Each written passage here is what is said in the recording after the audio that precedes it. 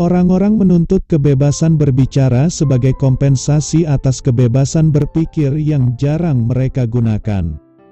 Fungsi doa bukanlah untuk mempengaruhi Tuhan, tetapi untuk mengubah sifat orang yang berdoa. Hidup hanya bisa dipahami mundur, tapi itu harus dijalani ke depan.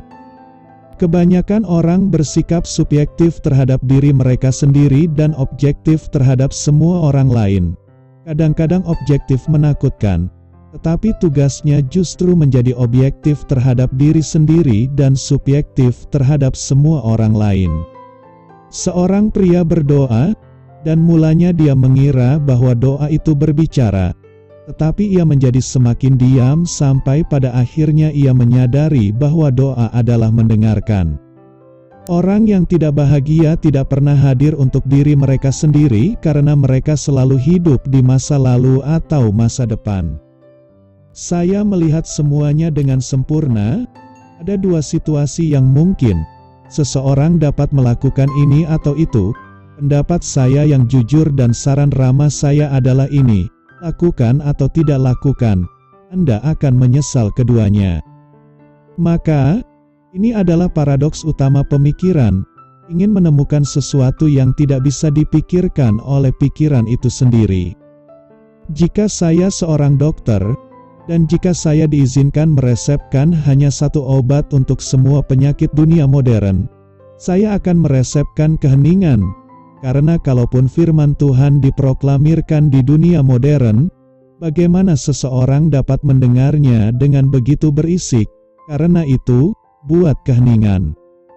Berani berarti kehilangan pijakan sesaat, tidak berani berarti kehilangan diri sendiri.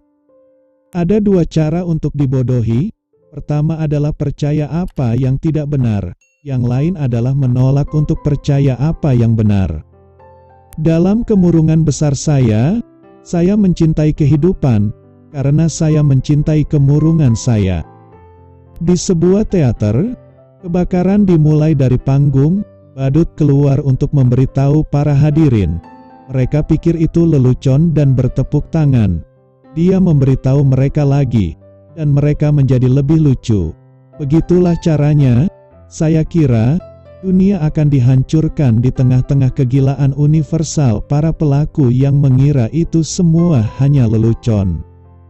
Keputusan yang baik adalah kemauan kita untuk melakukan segala yang kita bisa dengan kekuatan kita. Itu berarti melayani Tuhan dengan semua yang kita punya. Baik itu sedikit atau banyak, setiap orang dapat melakukannya. Pertanyaannya bukan menjadi atau tidak menjadi. Itu adalah apa yang harus kita lakukan sampai kita tidak. Cinta tidak mengubah yang dicintai, itu mengubah dirinya sendiri. Pengulangan adalah realitas dan keseriusan hidup. Bukan jalan yang merupakan kesulitan, melainkan kesulitanlah yang merupakan sang jalan. Jalan yang dimulai dengan baik adalah pertempuran yang setengah dimenangkan. Yang penting adalah memulai dan memulai. Menjadi seorang wanita adalah sesuatu yang sangat aneh, membingungkan, dan rumit sehingga hanya seorang wanita yang bisa bertahan dengannya. Alkitab sangat mudah dimengerti, tapi kami orang Kristen adalah sekelompok penipu licik. Kita berpura-pura tidak dapat memahaminya karena kita tahu betul bahwa begitu kita memahaminya, kita wajib bertindak sesuai itu. Hadapi kenyataan menjadi dirimu apa adanya, karena itulah yang mengubah dirimu. Keadaan yang paling menyakitkan adalah mengingat masa depan, terutama yang tidak akan pernah Anda miliki.